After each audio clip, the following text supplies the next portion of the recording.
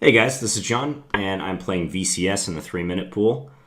It's been a hot minute since I played a 3-minute game, so let's throw this in.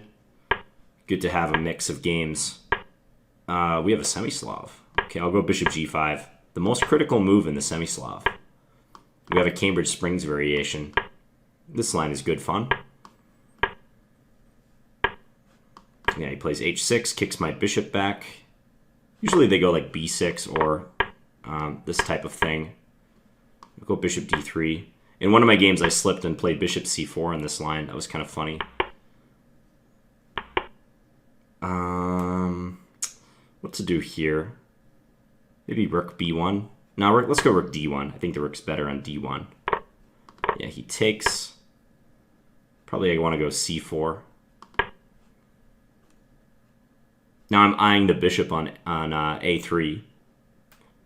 So he'll probably retreat it. Yep, and he does. What's a good plan in this position?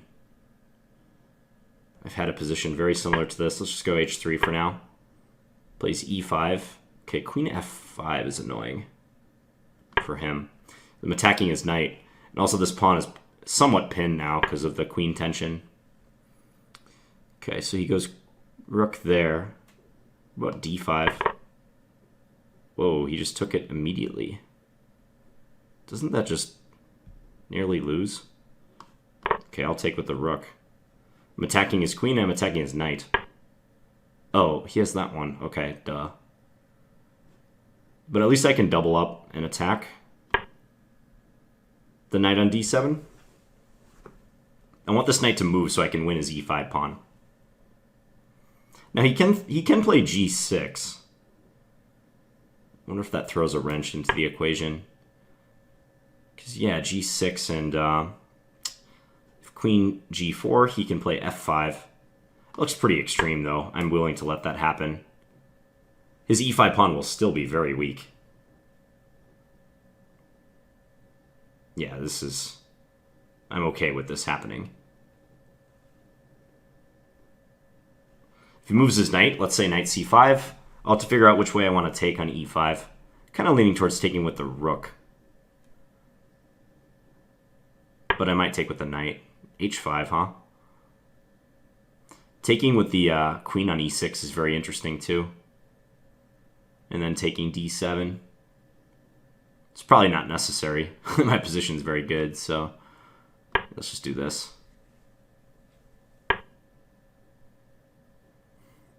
Oh, he's threatening knight e4. Ah, annoying. Very annoying. Okay, let's go here then.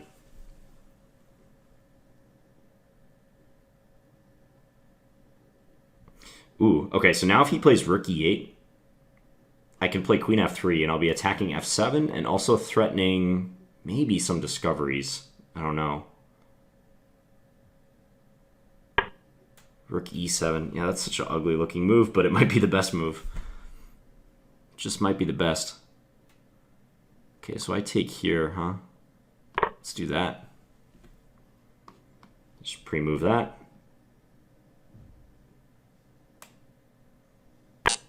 He's kind of surviving. I don't like this. He takes here. Queen f3. He's defending the f7 pawn. Let's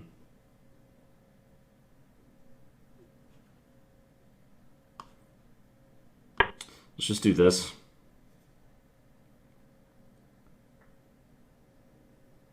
He can take on a2.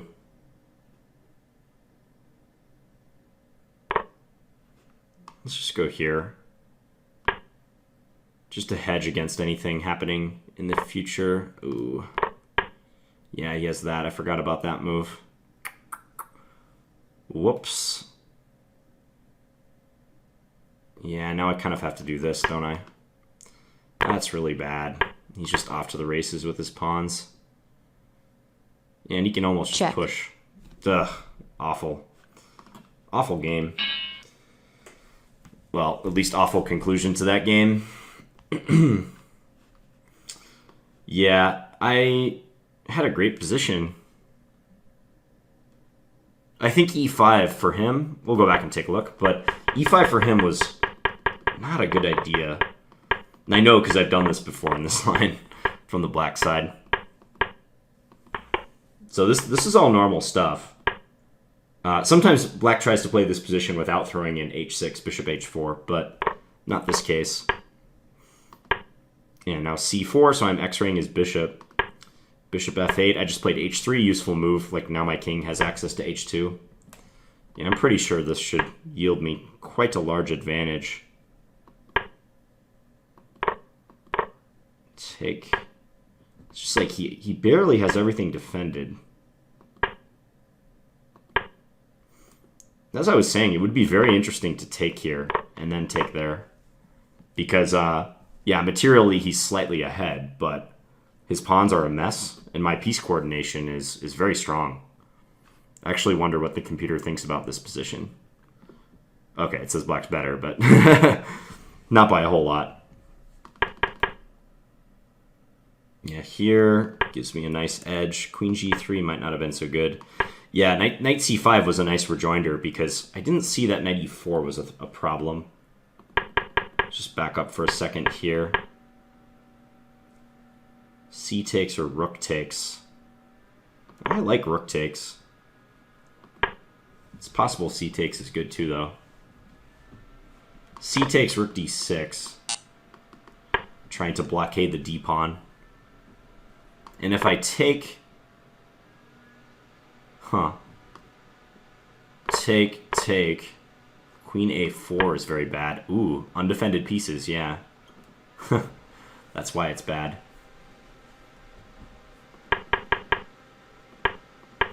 Yeah, he somewhat exposed my position when the queen was on a4, being very pesky, like defending his knight, keeping an eye on these pawns. And then when he played knight c5, now he's coordinated. Rook e7, awkward move, but it looks pretty good. Queen d4, still doing well. Yeah, and king h2 was a really bad move. I thought I was being kind of wise and playing a useful move by doing this, anticipating like some future back rank problem, but no, under the circumstances it was not good. So I could have played what? Take, bishop takes, and now knight takes f7? Wow. Attacking g6 and also attacking his bishop. If queen takes, then bishop takes e7. Aha. And if he were to take, I get into g6. This must be very bad for him. I assume if queen g7 to block, I can just take here and I'm threatening rook g4. Yeah, I could see why that would be very good for white, +7 or so. So instead, I played king h2, but yeah, this one.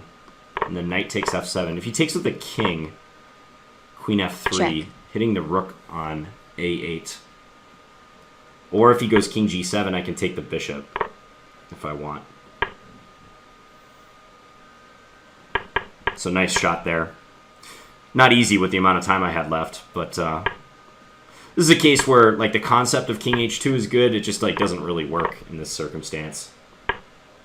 The nuts and bolts of it fail, whereas the design is good. I just didn't know what to do here. I guess I had to play queen e7, give up the exchange and hope. But I saw that he was defending f7 from afar, so I guess I might have some chances here just because his dark squares around his king are weak, but realistically it's not good. Yeah, so I did this, and he just ran his pawn. Yeah. Check. And then I blundered huge on the next move, too. Okay. But overall, I was happy with that opening. Just check who this guy is, because I know I've played VCS before. Just don't really remember who this player was. Let's just quick see in the chat. This is Victor Shen. Okay. Yeah, I played this guy before, so. All right. Hope you guys enjoyed that game. And please feel free to leave me any feedback in the comments. Thanks for watching, guys. Bye.